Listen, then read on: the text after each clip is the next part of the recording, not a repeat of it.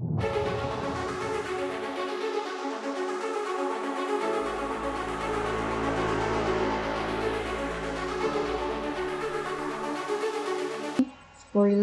rework, and scrap. Jadi chapter ini di ebook teman-teman itu di chapter 18 ini akan digunakan untuk pelengkap dua metode, yaitu job costing dan proses costing. Di sini ada definisi apa itu spoilage, rework, and scrap. Jadi kalau spoilage atau kalau in bahasa itu produk rusak ya, itu produk yang sudah jadi atau masih setengah jadi, tetapi dia tidak memenuhi spesifikasi dari permintaan customer. Jadi biasanya dibuang atau dijual gitu ya dengan harga yang lebih rendah. Nah, kalau rework itu produk rusak yang membutuhkan pengerjaan kembali. Makanya disebut dengan rework. Jadi diperbaiki gitu ya, diperbaiki dan kemudian dijual sebagai produk jadi yang utuh gitu. Nah, kemudian yang ketiga itu ada scrap. Scrap itu bahasa Indonesianya sisa bahan ya. Jadi dalam proses produksi itu banyak sekali yang namanya scrap atau sisa bahan yang tidak terpakai dari direct material maupun yang dari indirect material. Nah, di sini ada dua jenis spoilage, produk rusak ya. Ada dua, yaitu yang normal spoilage dan abnormal spoilage. Ya. Kalau normal spoilage itu misalnya dari inefficiency production, misal kasusnya seperti itu. Nah, kalau yang abnormal apa? Contohnya adalah mesin breakdown, jadi kerusakan mesin kan tidak normal. Harusnya kalau perawat maintenance-nya bagus, harapannya kan mesin tidak breakdown ya. Nah, terus error dari operator, misal operatornya anak baru, jadi dia error bikinnya. Nah, makanya dia dimasukkan ke abnormal spoilage. Nah, untuk perhitungannya di sini untuk gambaran umum ada contoh soal di sini Mendoza Plastik dia injection molding ya, plastik injection molding. Dia pada bulan Januari itu mengeluarkan biaya produksi sebesar 615.000 yang memproduksi total 20.500 unit.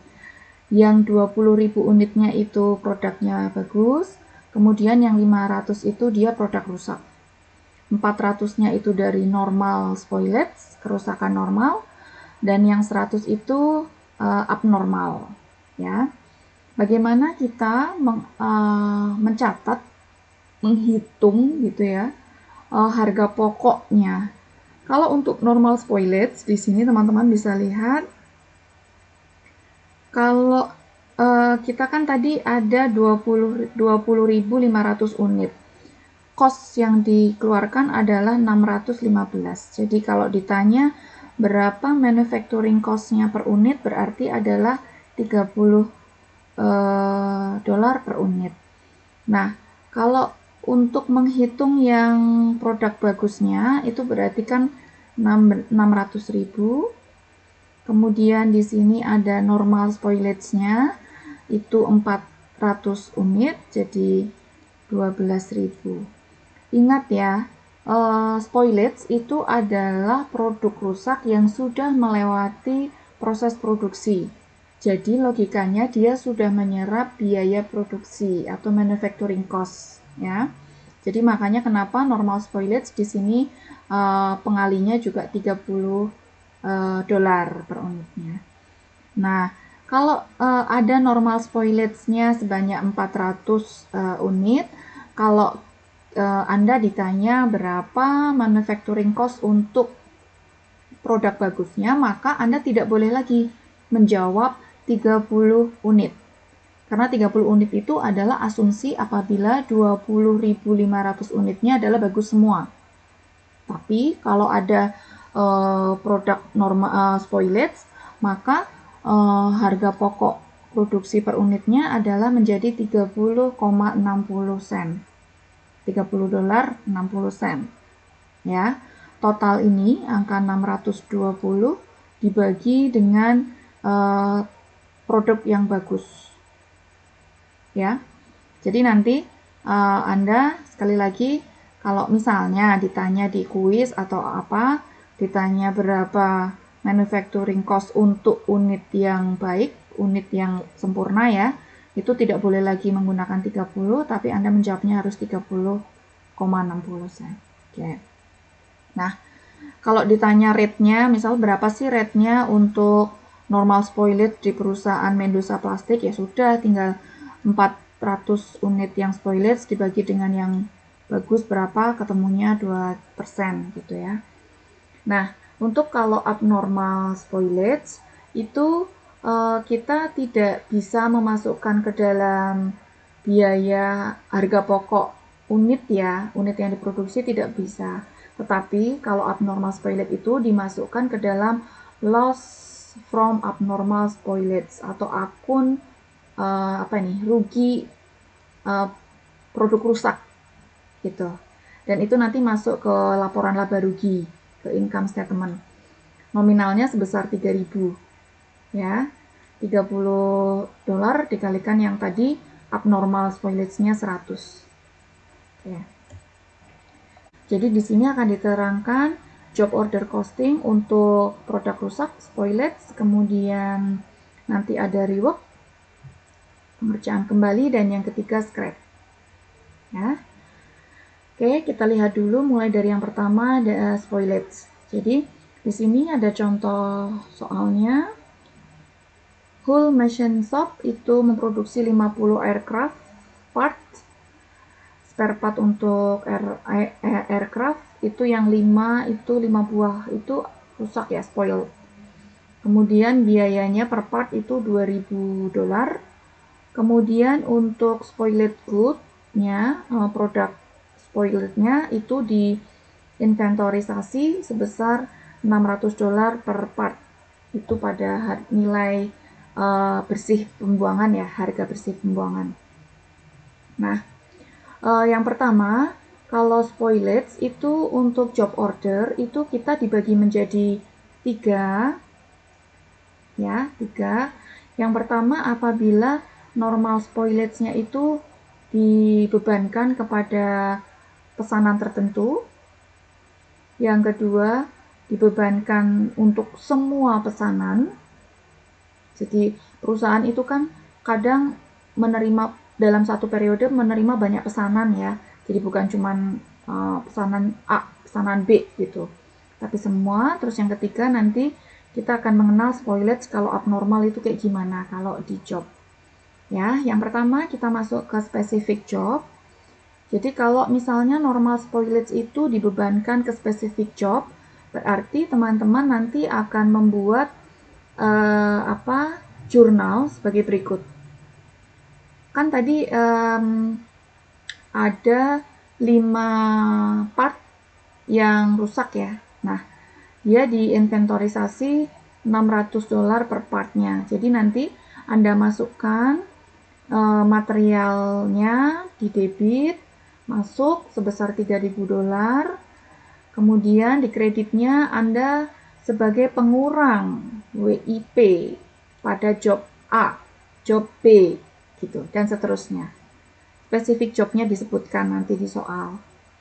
Sebagai pengurang pesanan nomor 434, nomor 123, nah, kayak gitu-gitu ya. Jadi nanti dimasukkan material inventorinya di debit, kreditnya WIP. Untuk yang spesifik jobnya apa gitu, pengurang ya, karena di kredit. Kemudian kalau normal spoilage-nya itu dibebankan untuk keseluruhan pesanan, nah, berarti Anda memasukkannya material kontrol 3.000, yang 7.000 ini tadi selisih ya. Jadi kalau di sini ada net cost of normal spoilage-nya kan tadi harusnya 5 dikalikan 2.000 ya, untuk biaya produksinya 10.000. Tapi sudah dimasukkan ke material inventory yang material spoilage inventory gitu ya, mungkin lebih lengkapnya itu sebesar 3.000. Jadi yang 7.000 sisanya kalau di all job itu masukkan ke OH, overhead control ya, untuk normal spoilage 7.000. Hitungnya dari 10.000 dikurangin yang 3.000 tadi. Kreditnya karena dia all job maka tetap WIP, tapi dimasukkan dia ke WIP untuk job apa dia terjadi di spoilage. Spoilage-nya itu terjadi di pesanan yang mana, seperti itu ya. Kemudian apabila abnormal, sifatnya adalah abnormal, rusaknya abnormal, itu teman-teman tadi kan kalau abnormal kita masukkannya ke loss ya.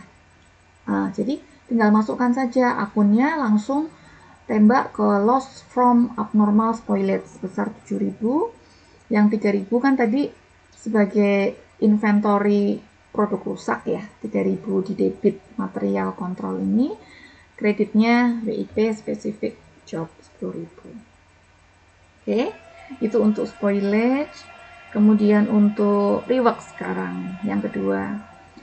Kalau reworks itu kita ada 3 juga, yaitu nanti yang normal rework dibebankan kepada specific job, normal rework untuk pembebanan kepada seluruh job, dan yang ketiga abnormal ya. Ini asumsinya namanya rework kan tadi udah dibilang dia produk sudah selesai tapi karena ada cacat gitu ya, jadi dikerjakan kembali atau dibenerin gitu dan membutuhkan yang namanya biaya pengerjaan kembali ya.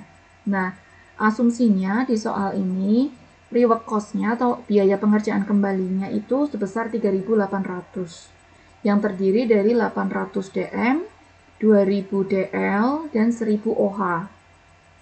Nah, kalau misalnya rework cost itu dibebankan kepada specific job, maka Anda harus menjurnalkannya seperti ini. Debitnya itu adalah menambah WIP. Ya, rework. Rework itu pengerjaan kembali, kita ngeluarin uang, jadi uang yang kita keluarkan itu harus kita masukkan ke dalam biaya produksi kita. Ya, makanya di sini debitnya adalah WIP. Oke, sebesar 3.800. Kreditnya 800 ini material, berarti kan material kita tadi berkurang sebesar 800, kemudian hutang gajinya bertambah 2.000, kemudian OH allocated-nya bertambah 1.000 berdasarkan asumsi yang ini. Oke, nah kalau dibebankan rework cost-nya itu dibebankan ke seluruh pesanan, bedanya cuman di sini saja di debitnya. Nih teman-teman lihat. Ya, jadi kreditnya sih sama kreditnya, debitnya yang beda. Jadi debitnya kalau kita dibebankan untuk semua pesanan berarti masuknya ke manufacturing overhead ya, untuk rework cost-nya gitu. Nah, kalau abnormal rework, abnormal sekali lagi tidak normal berarti ya masukkan saja debitnya ke loss, tulis loss from abnormal rework begitu. Itu nanti akun ini akan nongol di income statement ya. Kemudian yang ketiga, yang terakhir adalah scrap atau sisa bahan kalau in bahasa. Nah, kalau sisa bahan itu kita membedakannya, penjurnalannya itu diakui pada saat apa dulu nih? Kalau diakuinya itu pada saat sales, itu berbeda dengan kalau Anda mengakuinya pada saat production ya. Hati-hati. Jadi nanti lihat di soal, dia sisa bahannya itu diakuinya pada saat sudah terjual, scrapnya itu sudah terjual gitu ya, atau pada saat masih proses produksi. Nah, kita masuk dulu ke yang pada saat kita sudah menjual scrap ya.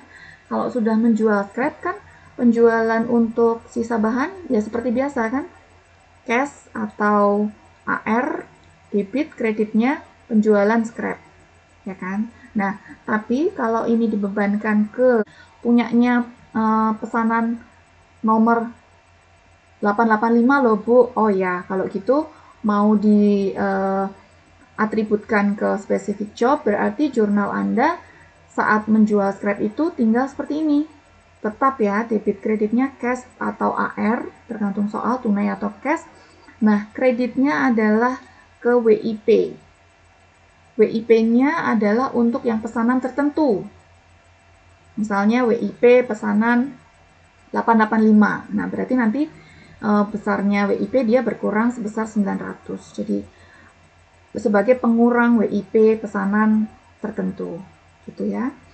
Nah, kalau di all job gimana? Oh ya, ini untuk kalau scrap sebelum dijual, biasanya kan scrap dikumpulkan dulu ya di gudang.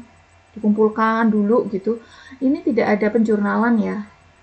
Jadi tidak ada penjurnalan untuk memasukkan sisa bahan ke gudang. Oke, kembali ke sini. Kalau scrapnya itu dijual tetapi dialokasikan untuk semua pesanan. Nah, bedanya cuma di sini aja, di kreditnya. Kreditnya dia masukkan ke OH, bukan ke WIP ya, tapi langsung ke OH. Gitu. Kemudian kalau misalnya scrapnya itu diidentifikasi atau direcognize pada saat production. Nah, pada saat production berlangsung, kalau kita menggunakan specific job, berarti pada saat scrap itu dikembalikan ke gudang, maka Anda harus menjurnal seperti ini. Material, scrap itu debit, kreditnya WIP berkurang. Itu ya. Kemudian kalau untuk dibebankan ke all job, saat scrap itu dikembalikan ke gudang, maka ini kreditnya aja sih yang beda. Yang perlu diingat, kalau specific job itu semua langsung ditembak langsung ke WIP pesanan yang bersangkutan. Kalau all job berarti semuanya dimasukkan ke OH, gitu ya. Nah, kalau pada saat dijual, kalau kita pada proses produksi ya, maka seperti ini. Cash atau AR, kreditnya material kontrol.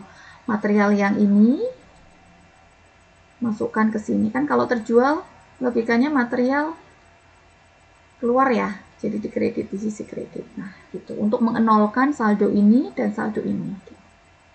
Maksudnya seperti itu. Makanya nanti kita mendapat cash atau piutang bertambah di situ. Nah, untuk kalau scrap, kadang tuh yang namanya scrap atau sisa bahan ada yang dijual kayak tadi ini, ya, penjualan scrap. Ada juga yang dia itu reuse atau digunakan kembali. Ini kan tadi sama ya, kalau yang ini sama dengan yang atas nih, debitnya untuk yang all job ya nih. Nah, kalau misalnya kita di reuse nih, sisa bahannya di reuse, berarti ya kayak kita penjurnalan normal saja. Reuse untuk apa nih scrapnya, WIP-nya siapa, pesanan berapa misal dipakai ya, material inventory-nya dikredit sebesar itu. Oke, begitu sekilas tentang rework, spoilage, dan scrap. Terima kasih.